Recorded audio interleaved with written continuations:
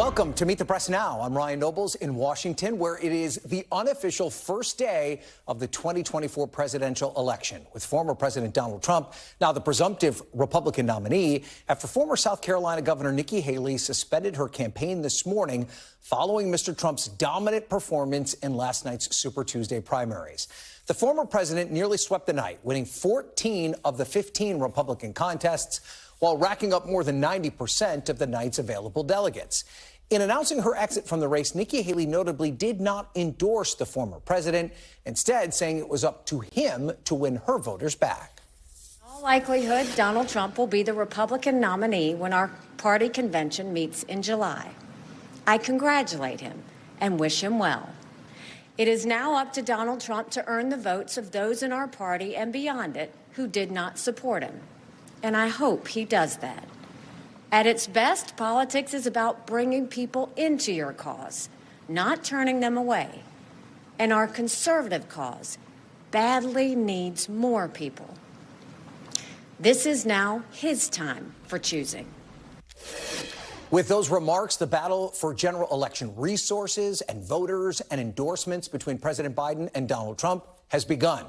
Despite previously warning Haley's supporters that they'd be, quote, permanently barred from the MAGA movement, today the former president extended an invite to Haley's backers to back him. President Biden also making his pitch, saying that, quote, Donald Trump made it clear he doesn't want Nikki Haley's supporters. I want to be clear, there is a place for them in my campaign. It comes as exit polling from last night showed many of Haley's supporters are independent-minded Republicans who have major reservations about supporting Donald Trump. But whether they will back Biden, well, that's another story. Meanwhile, headlines suggest that President Biden is wasting no time in wielding the power of the incumbency and Democrats' current financial advantage over the Trump campaign. The Biden campaign is reportedly looking to spend big on paid media against Mr. Trump, and quickly. The president will also be speaking directly to tens of millions of voters in prime time at tomorrow night's State of the Union address. But he does so while facing growing concerns from those voters about his age and his fitness for office, not to mention a growing divide of his own inside the party on the Israel-Hamas war. Meanwhile, the last remaining elected Republican holdouts are coming back home to Trump after Haley's exit, including the Senate's top Republican, Mitch McConnell, who spoke to us reporters this afternoon. How do you reconcile your Trump endorsement with the fact that you called him practically and morally responsible for January 6th and the fact that he insulted you and your wife repeatedly? On February the 25th, 2021, shortly after the attack on the Capitol, I was asked a similar question, and I said I would support the nominee for president even if it were the former president.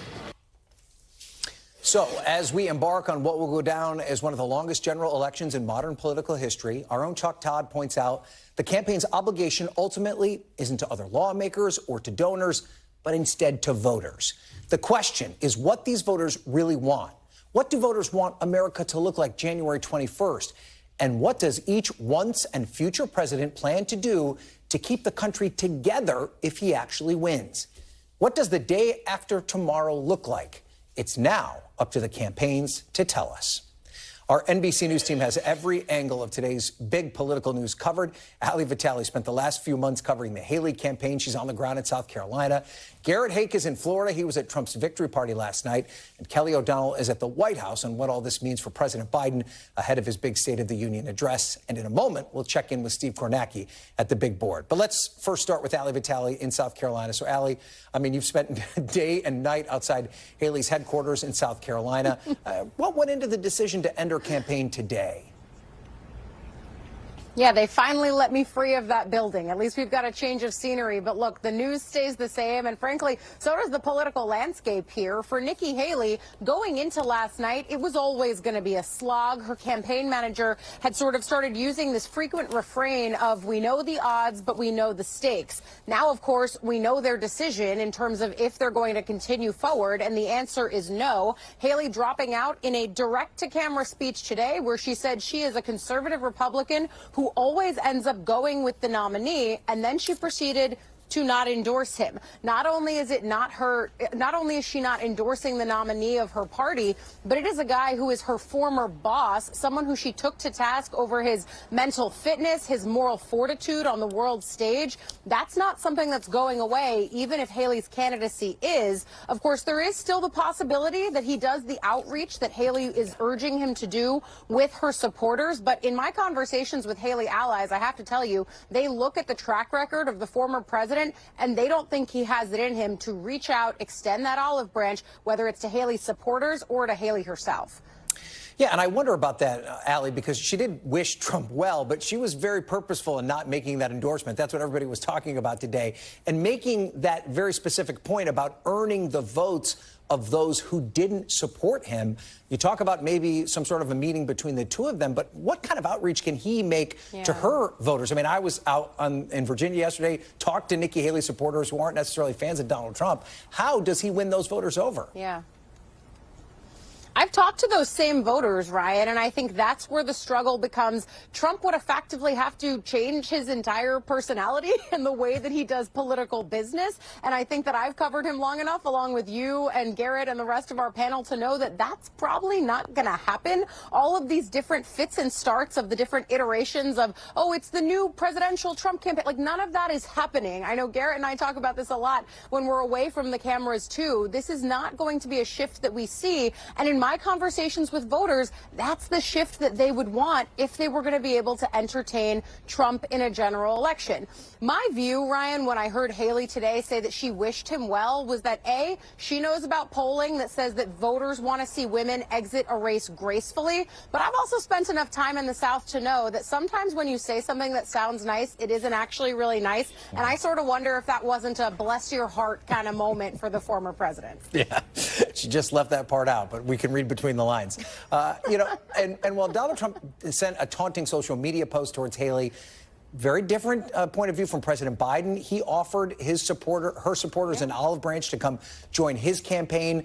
From those you talked to on the trail, do you think there's any opening that at least some of these Haley voters will actually choose Biden over Trump in November? Absolutely. And that's why, although Garrett will tell you, and I will let him do so, that the Trump campaign is not overly worried about earning Haley voters to their cause, this is why they should be. The Biden campaign is more than happy to have them. They're like, come on in, the tent is big. That's the argument that Haley has made the entire time she's been a candidate. Her concern with Trump is his unelectability in a general, because he basically says, all right, if you're not with me now, then you're always against me. This idea that voters were barred permanently just because they backed Haley during the primary, when the whole point of a primary is to assess your options, Haley would say that's not how you build a general election big tent. And again, it's, I think, why she stopped short of actually endorsing him today, instead wishing him well, and again, urging him to get those voters back in the fold. Because in the same way you met them in Virginia, I have met them across the country. They say not only do they not want to vote for Trump, but they either are going to sit out or vote for Biden.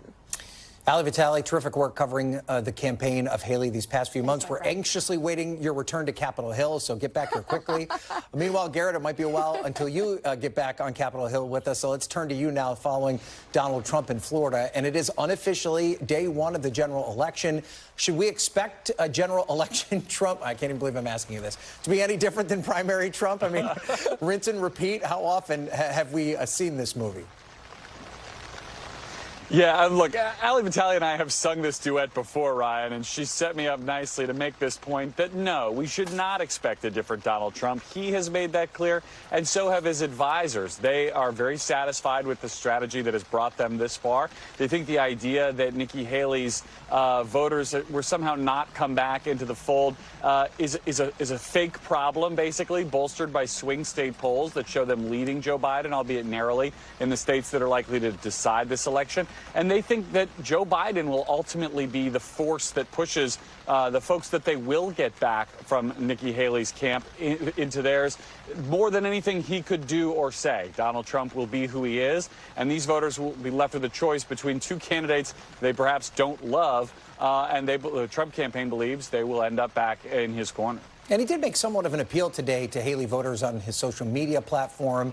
He said previously, though, that these voters must be MAGA or bust. I mean, I can't imagine there's too many Haley voters that are checking his updates on Truth Social. I mean, is he going to be disciplined enough to actually make an outreach to them? Is he going to meet them where they are? Or is that just not his style? No, I don't think that's what this is going to look like, Ryan. I mean, you mentioned the Truth Social post, just sort of the barest invite to these supporters to come join him in the same post in which he mocks Nikki Haley for getting trounced the night before. This is not the traditional big tent politics that you would expect to see from a presidential nominee. I think what you're going to see here is Donald Trump continually trying to convince voters that it's January, March, February 2019 again, and that people should be thinking about that when they're thinking about who to support, not whether or not Donald Trump is nice to Nikki Haley or whether he follows up on any of the issues that were important to her, but purely whether the economy and the other issues that are important to them, wars and America's standing in the world, whatever your issue might be, if you liked it more in 2019 than you do now, you're going to be with Trump. And, of course, there is somewhat of a short-term challenge, though, for Donald Trump, and that could be his campaign checkbook. The Biden campaign raising money in a big way, not so much on the Republican side. How worried is the campaign right now about their fundraising? Yeah, right. It's a real concern. They're getting outraised, and they also have to worry about spending on the legal front as well as the political. Now, I interviewed Trump senior advisor Chris LaCivita, functionally the campaign manager on a lot of these issues yesterday, and he made it pretty clear this is going to be a focus for them, although they don't think it will necessarily hobble them to be behind Joe Biden. Listen to what he told me. The biggest challenge that we have probably is on the money side. I mean, we're very confident in our ability to put together the resources that we need to wage an effective, successful campaign. But, there's a lot of big money from the left. The amount of money that Ron DeSantis spent, it was over $100 million. The amount of money that Nikki Haley spent just in Iowa alone was nearly $40 million. We spent $3. So, so while money matters, it's not going to be a determining factor. So you hear there, Ryan, some concern about the prospect of being outspent, although they have been there before. We will see, I suspect, in this time between now and the convention, a pretty heavy focus on finance by the Trump campaign to make sure those coffers are full come this fall. All right, Garrett, thank you so much. And we're going to turn now to Steve Kornacki at the big board. Steve, what did we learn from last night's Republican primaries? All right, what did we learn from this Republican primary process? Well, I think one of the lessons, it's a bit counterintuitive, is actually about the role not that Republicans played, but that non-Republicans played, more specifically that Biden voters played. The rules in a lot of these states, we talked about this a lot, were open primaries. Democrats, Republicans could participate, or at least they were semi-open primaries where independents could take part. A state like Virginia last night, this is one of Haley's best states last night. She still lost it, though you do see she won, especially right outside Washington, D.C., in the suburbs there. And one of the things we found in the exit poll in Virginia, we asked Republican primary voters if they approve of how Joe Biden is doing the job of president, and about 1 in 5 gave him a positive job approval rating. Republican primary voters, if you just do a poll of Republican voters, our own poll, when we ask this question, it comes back like 3%.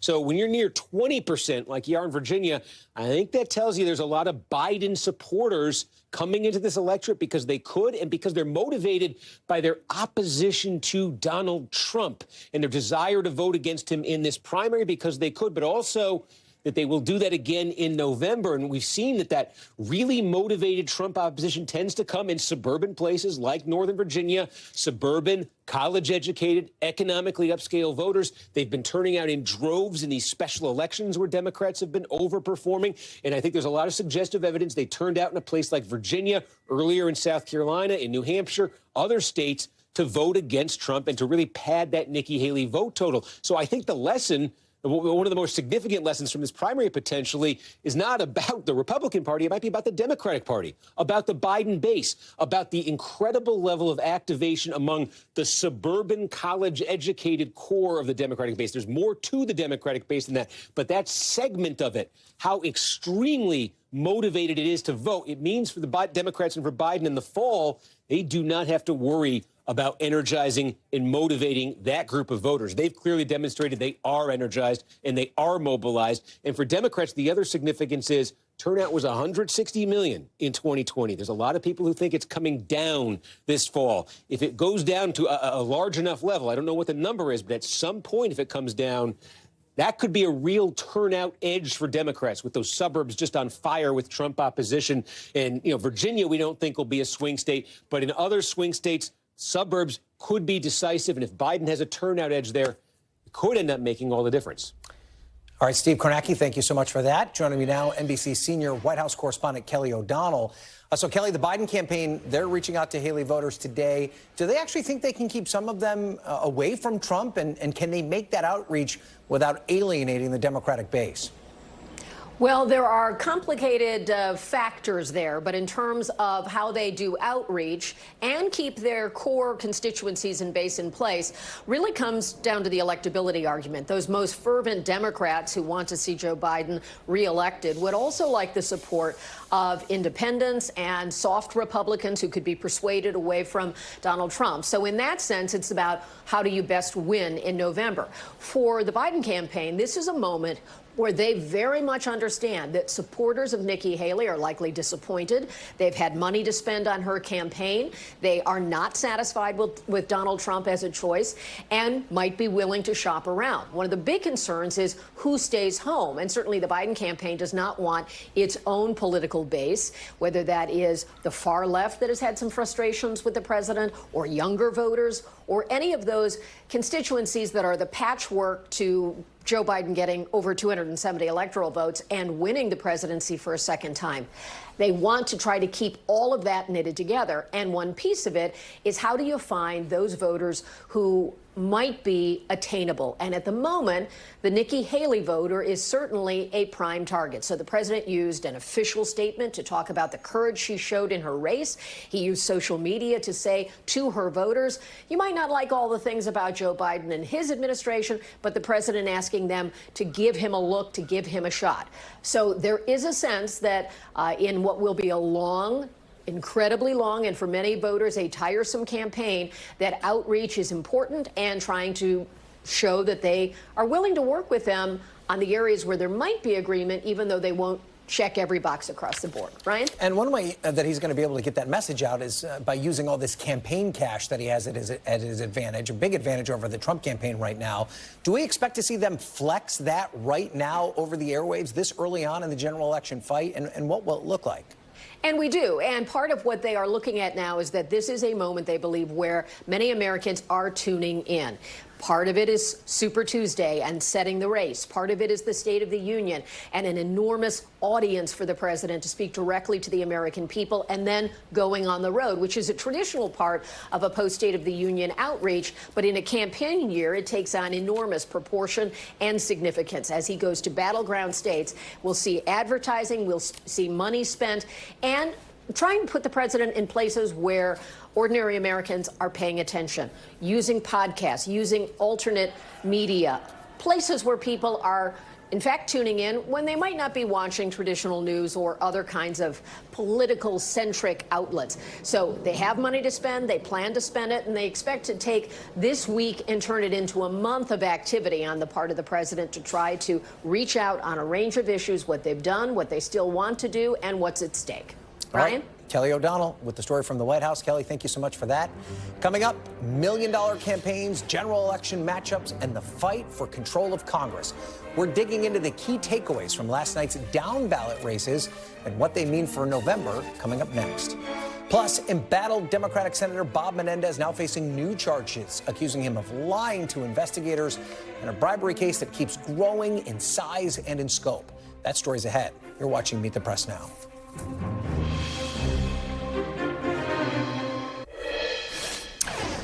Welcome back. We do have some big down-ballot matchups that are now set after Super Tuesday, including Senate matchups in two of the biggest states in the union and a battleground governor's race that could have major implications for the presidential race. In North Carolina, Lieutenant Governor Mark Robinson, who's a Trump-endorsed candidate, won the Republican nomination for governor last night, setting up a general election matchup with the Democratic Attorney General Josh Stein. Now, Democrats have been eager to tie Trump to Robinson's past controversial comments on LGBTQ rights and reproductive rights as well as some anti-Semitic comments, including parts of the Holocaust, quote, hogwash.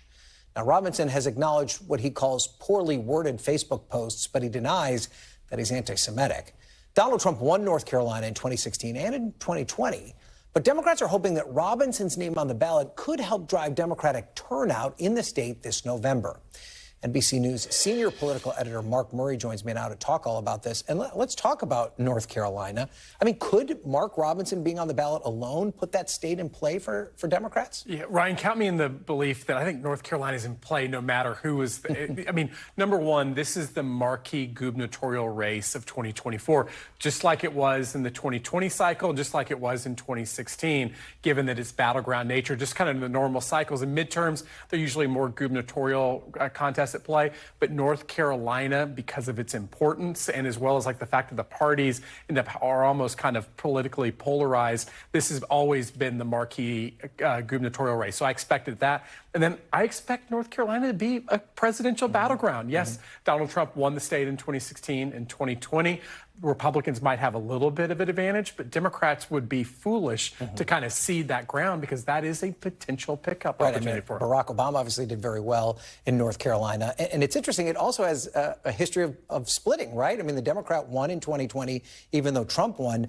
Mark Lauder, who's an advisor to Donald Trump in his campaign, said last night that it's actually Trump that could help Robinson. And even if he might be a drag, that Trump's popularity there will help him over the finish line. Is that a possibility? It is a possibility, but here's my theory of the case, and this is 8 months out, that I think it's going to be hard to see that there's actually going to be a Donald Trump but Stein voter, or, you know, the opposite, where there would be like Joe Biden and a Robinson voter. I think it's almost going to be absolute parity, where you're either going to vote for Joe Biden and Stein, or you're either for Trump and Robinson.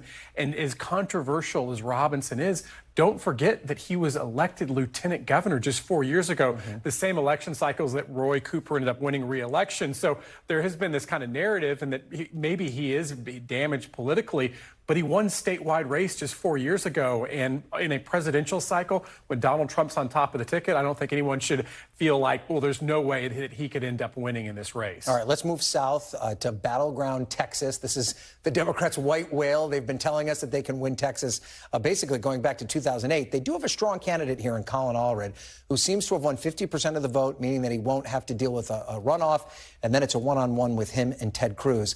Obviously, there was so much excitement around Beto O'Rourke's multiple campaigns in Texas.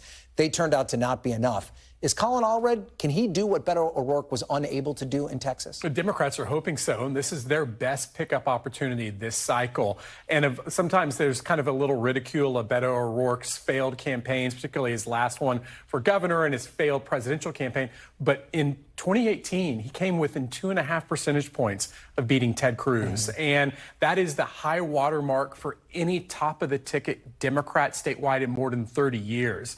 And so, you know, it remains to be seen whether Allred can actually match that, particularly when you think 2018 was a very favorable political environment, wasn't a presidential year. Right. It's the presidential factor that makes it hard because, again, if Allred's going to be able to win and you assume that Donald Trump's going to win statewide in Texas, then Allred's got to win over some Trump voters, and that might be difficult. A lot of split ticket. All right, and we're not done talking about uncommitted. Last night in Minnesota, about 19% of the vote there voted for uncommitted over President Biden. Is this still something that Joe Biden's got to worry about? It potentially is, although I do think that sometimes we've been focusing a little bit on, oh, he only won 80% of the vote, or as opposed to there was little competition. His main challenger, Dean Phillips, ended up dropping out today. I actually think Joe Biden has absolutely cruised to the Democratic nomination, and that's been overall storyline. And a lot of the concerns that we've seen, either from liberals when it comes to Gaza or some of the deterioration that he's had from the middle of the electorate, as well as other key parts of the Democratic base, are all evident for us to see in the polling, regardless of these uncommitted campaigns. President Biden has a lot of work to do, and starting with tomorrow night's State of the Union address. We didn't forget about his big loss in American Samoa. Let's. None of us were paying attention to that race last night. I'm going to let that go. Let's let it go. All right, Mark Murray, as always, great analysis. We appreciate it. Thank you so much. And up next, President Biden under pressure. I'll talk to a top economic advisor to the White House about what to expect in tomorrow night's State of the Union address amid mounting concerns over the president's age, the war in the Middle East, and now a general election rematch against former President Trump. You're watching Meet the Press now.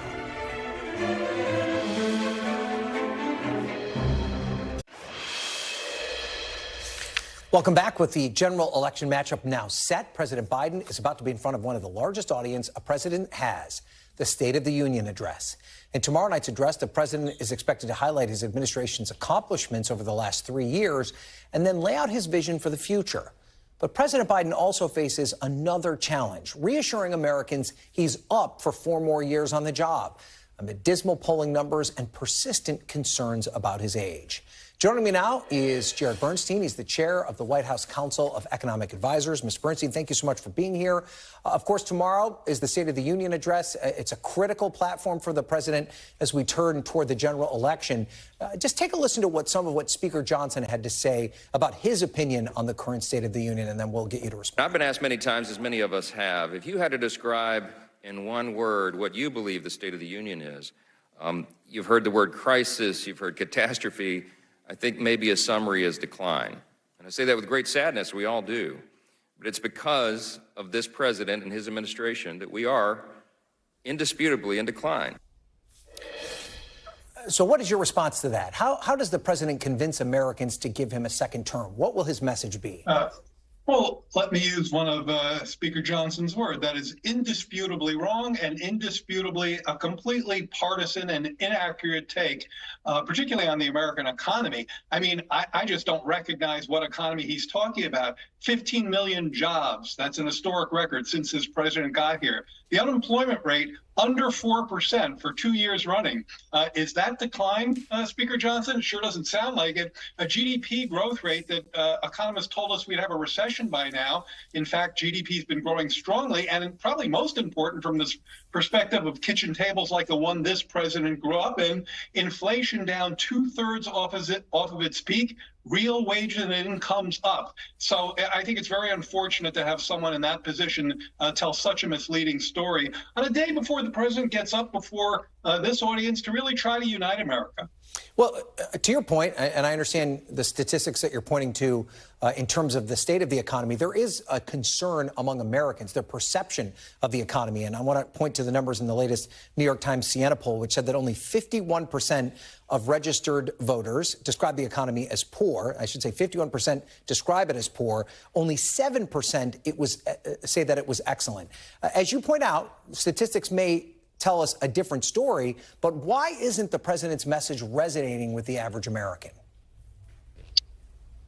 Well, I think you have to look at what part of the messaging that you're talking about. I think when people talk about the overall economy or give you these broad assessments, you're going to get one set of numbers. If you actually ask them more granularly about the president's programs, go out and ask them how they feel about standing up a domestic made-in-America semiconductor industry, electric vehicles, electric batteries, clean energy production. That's a rhetorical question because they've been asked that.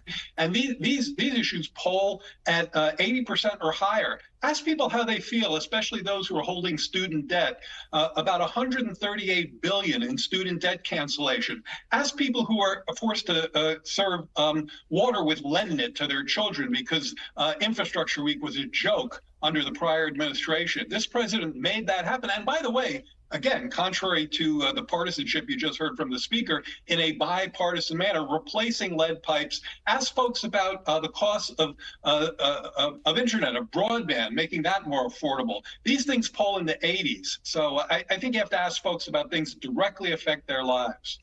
Now, during the address last year, President Biden was notably heckled by Republicans, including Marjorie Taylor Greene. Is he prepared this time around, though, to maybe face some rowdiness from the progressives in his party, especially when it comes to his handling of the war in the Middle East? Well, look, I'm an economist, and I'm really only versed here to talk about economic policy, the strategies of how you handle that. Well, there you'll see the president's experience in play. You've seen it before. You certainly saw it last year where he took that and turned it to his advantage. So he's got the political and the speech-making skills to handle whatever they throw at him. Well, and to expand on that, you know, obviously there have been concerns about the president's age, his vitality. Should we expect to see a robust address from the president tomorrow night? And will this be an opportunity for him to kind of quiet the doubters when it comes to his ability to handle the job for another 4 years? I think the president's going to knock it out of the park the way he always does when he has a big speech in front of him like this. But I just hope that viewers who are listening to us try to understand not so much about the news buzz of the day and some of these critiques of a president who's done all he can, not only to unite the country, but to hold against forces of chaos and disunity, and to really deliver the goods when it comes to the economy. It's a matter of listening to what the president is going to say, absolutely objectively assessing that on your own grounds. I think everyone should, and I hope will do that. But I hope people bring open minds to hear this president talk about his historic achievements and his vision for the future. I mean, it sounds like what you're asking voters to do now is make a binary choice between President Biden and a former President Trump. How do you view their economic records at this point, especially given how there have been some concerns from the polling that we've seen about what the Biden administration's been able to accomplish? Well, I think, again, what the Biden administration has been able to accomplish on the economy has been really quite remarkable. And that's not just me speaking. Again, there were high-ranking economists who virtually assured us that if we were going to get inflation down by 6 percentage points, that's what's occurred. It's come down from 9 to 3%. We were going to have a recession or much more unemployment to do that. Meanwhile, we have actual costs falling, not disinflation, but deflation, costs falling in airfares, in milk, in eggs, in used cars. And this is a really important kitchen table issue as this president goes after junk fees, non-transparent pricing, the kinds of pricing tricks that companies can sometimes use to rip consumers off, overdraft fees. He's taken stances against those, credit card late fees, an announcement on that yesterday. He's just going to keep his head down and keep fighting on behalf of lowering costs for working families. You're going to hear that tomorrow night, and you're going to hear that for the rest of the time he's here, because, again, he's going to fight for families just like the one he grew up in. All right, Jared Bernstein, thank you for being here. We appreciate it. And speaking of the State of the Union, we'll have live special coverage of the president's address and the Republican response starting at 8 p.m. Eastern tomorrow night right here on NBC News Now. But don't go anywhere. We have much more on what's already been a massive week in U.S. politics. And it's only Wednesday. The panel's next. You're watching Meet the Press now.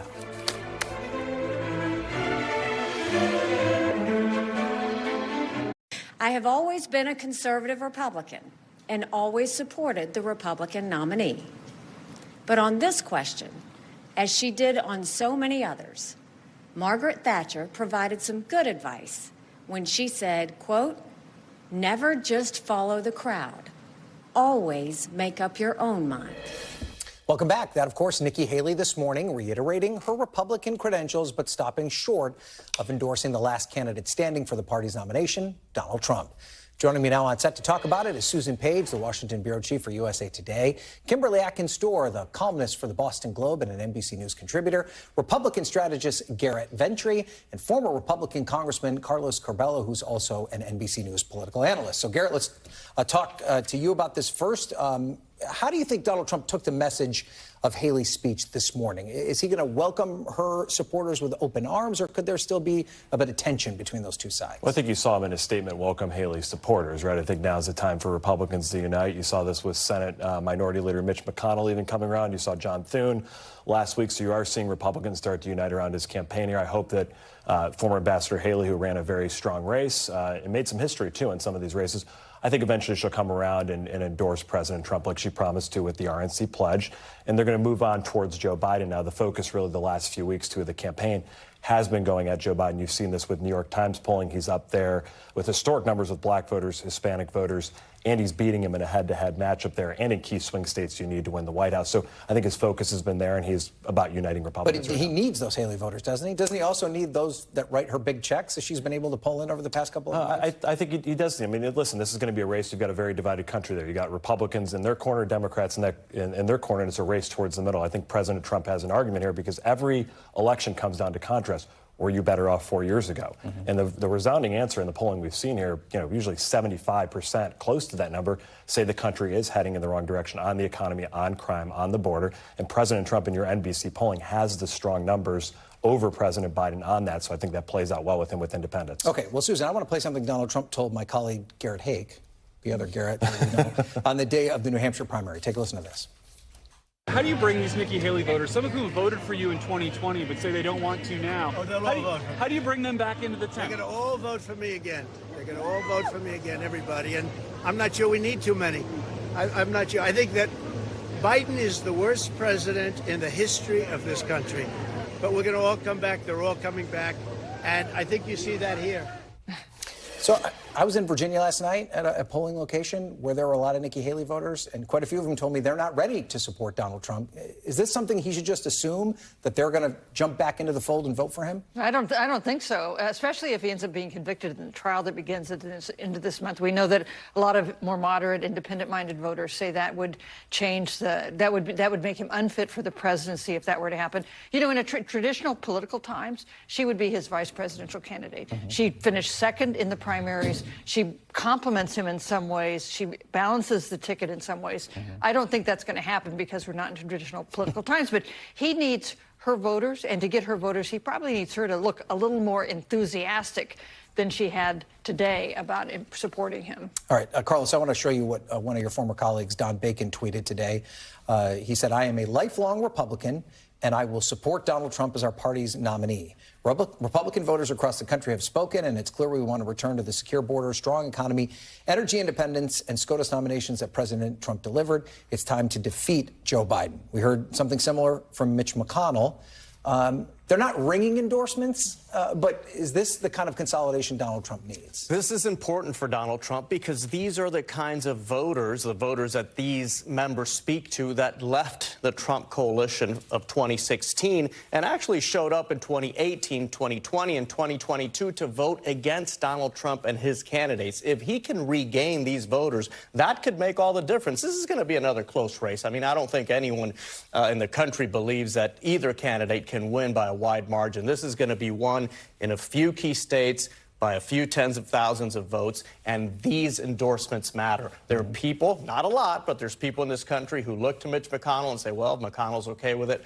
I'm okay with it. Don Bacon, a centrist member of the Republican House, he's another bellwether. So these are important endorsements for Donald Trump. So, Kimberly, I want to turn to this moment for President Biden now. And this is what our friend Chuck Todd wrote in his column today. He said, "The next 6 weeks should tell us a lot about how much paid anti-Trump media campaign can move Biden's numbers. Given the financial advantage that Biden enjoys over Trump, it would be malpractice if the Biden campaign didn't try to press that advantage immediately." Does he have a point here? How quickly do they need to get on the air? I think they should get on the air quickly. Look, we're in the general election now. I could see the Biden campaign waiting until that played out, and now this is the real ball game. And I'm glad you mentioned money. For all this, it's going to be a tight race and it's neck and neck.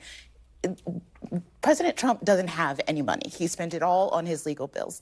Joe Biden, on the other hand, is well funded. Joe Biden is not facing a number of criminal trials. You asked where we were 4 years ago. 4 years ago, we had a president telling us to take disinfectant. I don't trust that the race is going to be that close once it is a full throttle one-on-one race, and especially if President Biden can go to President Trump and poke the bear, essentially. We are seeing President Trump get more divorced from reality, get more kind of unhinged on his campaign stops and in his social media. I think once you make that direct comparison between these two candidates, the differences are going to become a lot more clear. But, Susan, I wonder about time, right? I mean, to Kimberly's point, there was a certain perception of Donald Trump as he was leaving office. Are people as hardened as they were right after he left office? Does maybe the picture of his administration look a little rosier now than it did then? You know, one of the best things that happened for Donald Trump was when he got banned from Twitter in 2021, because it meant those hysterical tweets in all caps. A lot of people didn't see them anymore. He posted them on social media sites that few people are on. And, you know, I think that also there are some voters who were put off by Trump who now say that's just Trump being Trump when he says something outrageous. I think that works to Trump's advantage in trying to bring them back. But it will be the task of the Biden campaign to remind people about how chaotic and how controversial he was during his 4 terms in office, to remind them about things that maybe have faded a bit with the passage of 4 years. Carlos, is it too late for President Biden to define his administration in the eyes of voters? Does he still have time to make this case that it's been a successful 3 years? It's not too late, but it's getting late. I do think the State of the Union tomorrow is it's the biggest speech of Joe Biden's political career. It is his last opportunity to speak unfiltered to a national audience and try to convince people that he's done a good job and try to reassure them about his own personal health and fitness for the job. That's equally as important, because this election is going to be about whether or not that anti-Trump coalition stays intact. And there's two factors that are going to influence that. Donald Trump, he has been his worst enemy at times. Can he keep that coalition intact against him? And Joe Biden, can he be good enough? Can he raise his numbers just enough to keep that anti-Trump coalition intact? There's no Biden coalition. There's either an anti-Trump coalition or there's not. So can he do it, Garrett? Well, what's it going to take to keep or to try and break into that anti-Trump coalition? Yeah, I think he needs to convince voters that he's done the things that he's trying to say that he did. The problem is they're just not buying it. They haven't the last 2 or 3 years. Again, you're talking about, we could talk about offhanded comments that President Trump made. Voters aren't voting on that right now in the polls. They're voting on immigration and the economy. Those are the two main issues. And voters give him a failing grade by minus 30 points on both of those issues over and over again over the last couple of years. So they blame Joe Biden for the border crisis. He got rid of Remain in Mexico, let Title 42 expire, stopped construction of the border wall. On the economy, he put in trillions of dollars, and we saw record inflation at 8% one time during his presidency. It's still higher than it was 4 years ago. And so voters are voting on those issues. They're not voting on President Trump's past comments. Is it that easy, Kimberly? Are people just forgetting about the controversial things Donald Trump has said in his time in office? If they have, I think they're going to be reminded between now and November. They're going to be reminded very, very clearly. And I think also voters are looking at, I looked at my 401k today. It's in a lot better shape than it was in 4 years ago. Wages are outpacing inflation. I don't think that it's the economy. If the race is the economy, stupid, I think that it's more in Biden's favor than in Trump's. But the truth is, we have had stability. We have had one person who left his cabinet in order to take a really sweet job with the NHL union. We have had consistency over the chaos. I think once Donald Trump is center stage in the coverage in this race, he is going to be easier to beat than people are saying. People will not care about how old Biden is. They're going to care about the strength of our democracy. And Susan, I'm going to give you the last word. We don't have a ton of time. Carlos says this is the biggest speech of Joe Biden's life. I mean, how important is it for him to demonstrate that he has the physical capacity to hold the job for the next 4 years? What he says is important, but even more important than that is how he says that, how he looks, how he seems. That is job one for Joe Biden tomorrow night. Okay. Terrific conversation, guys. Thank you so much for being here. We'll watch the speech tomorrow night. Susan, Kimberly, Garrett, Carlos, thank you all. Still to come, a first fatal attack. A new assault from Iran-backed Houthi rebels in the Red Sea kills at least 2 people, threatening to inflame tensions in the Middle East even further. We'll have the latest developments in the U.S. response next. You're watching Meet the Press now.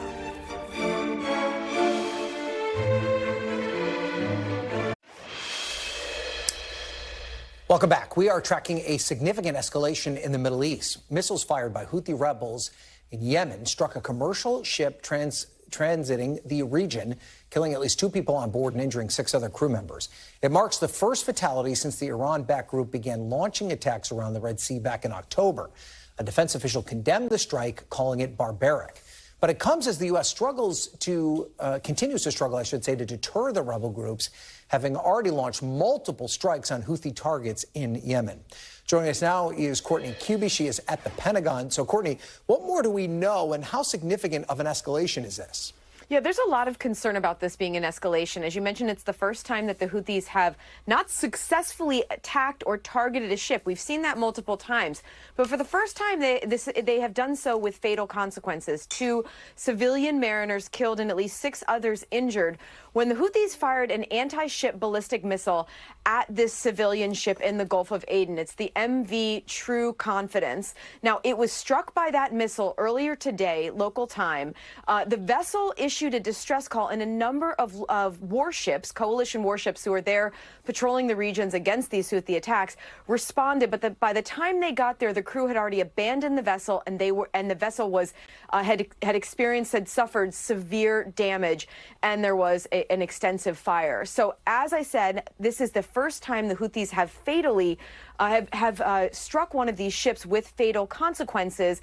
And U.S. officials here at the Pentagon say they are looking at possible response options. It's not the first time, as we're seeing there on screen, it's not the first time that we've seen the U.S. and the British military conduct airstrikes in response to these Houthi attacks. The question is, what will those, if there is a response this time, will it be even larger than previous ones, Ryan? Yeah, maybe expand on that, Courtney. I mean, we've seen the Pentagon, as you already pointed out, take action against these Houthi targets before. But do they need to be a little bit stronger? And should the response we see in the future be a little bit more intense, given there were fatalities involved this time around? Yeah, you know, I have to say, Ryan, there has been growing frustration since the first time the Houthis really picked up the pace of these sorts of attacks in mid-November, and we've seen a pretty steady stream since then. But there has been growing frustration that the ongoing U.S. strikes, not just those planned ones that I was talking about, but these ones that are more dynamic or almost self-defense strikes that the U.S. has been taking on a near daily basis recently, they don't seem to be deterring the attacks. In fact, the Houthis recently have even stepped up. They've fired off at least 5 different anti-ship ballistic missiles in the last 2 days. Now and they've even struck a separate vessel, not just the one today. So they have really stepped up their attacks, and there's frustration that these airstrikes are not really working to deter, Ryan. Okay, Courtney Kube, thanks for that. We appreciate it. And changing gears here now to the new developments in the ongoing federal bribery case against New Jersey Senator Bob Menendez. Prosecutors brought a superseding indictment against Menendez and his wife yesterday, charging them with obstruction of justice. Now, according to these charges, the couple conspired to cover up their alleged bribery scheme. This all comes days after one of their co-defendants, businessman Jose Uribe, pleaded guilty and agreed to cooperate with investigators. Menendez and his wife are accused of peddling their political influence in exchange for hundreds of thousands of dollars in bribes. They've both pleaded not guilty. NBC News investigative correspondent Tom Winter joins me now. So, Tom, what do these latest charges accuse Menendez of doing? Right, Ryan. It's centered around those obstruction of justice related charges, specifically conspiracy to obstruct justice and, in fact, obstruction of justice just on its own lonesome. And there's a couple of things that prosecutors say that happened. And I think it's important for people to understand perhaps how this all came about, because it was last week that Jose Uribe, one of the people who was initially charged alongside Menendez and his wife Nadine Menendez, pleaded guilty to several counts tied to his role in all of this. And what he says happened was once he was able to get a Mercedes-Benz convertible for the Menendezes, that once everybody became aware of a federal criminal investigation between a search warrant and a subpoena that were issued in this investigation, it was at that point that Nadine Menendez reached out to him and said, could we effectively issue you a check, according to federal prosecutors, call it a repayment of a loan, and what would you tell federal prosecutors if that was the case? Well, last week, Uribe addressed that in front of the judge in making his guilty plea, and a lot of what he said, nearly word for word, showed up in yesterday's indictment. So it wasn't just that they issued checks, according to prosecutors, that they called loan repayments, but were in fact, according to prosecutors, bribery payments. It was that they also then gave that information to their attorneys and Menendez's former lead attorney, and that information was presented to federal prosecutors. That's where they say it becomes a crime, because they're making a misrepresentation in an effort to derail their investigation and obstruct justice by not telling them the truth. Of course, they didn't have to say anything to federal prosecutors. They could have just said, well, you figure it out on your own. But they made an assertion that these were loan repayments. And instead, Ryan, it turns out, according to prosecutors at least, that these are in fact bribery payments. And so help me with the timeline here. Are these charges based on his actions after his initial indictment? They are based on actions that he took after the investigation became known. There were an overt step in the investigation, them receiving subpoenas and the search warrants happening. And so this conduct, according to prosecutors, lasted up until the fall of last year. Yeah, and then you mentioned already the guilty plea of Jose Uribe, his former business partner. I mean, did this guilty plea, is that part of what facilitated these new charges against Menendez? It sure appears that it informed it, and that now perhaps prosecutors knew about this conduct, Ryan, but I think it allowed prosecutors to say, hey, we've got somebody who is involved in this that's actually telling us this is what happened. And then when you talk to legal experts, it's just yet another layer on the cake here that prosecutors appear to have baked for themselves in what may be potentially a very difficult trial for the senator and his wife. Important to note, though, Ryan, that they have not yet been arraigned for this third superseding indictment, and we do expect them, of course, to plead not guilty. Menendez has steadfastly professed his innocence. And I pressed Chuck Schumer about his status in the Senate today, and the senator refused to say that he should resign. Tom Winter, thank you for that report. We appreciate it. Kristen's back tomorrow with more Meet the Press Now, but the news continues with Hallie Jackson right now. Thanks for watching. Stay updated about breaking news and top stories on the NBC News app or follow us on social media.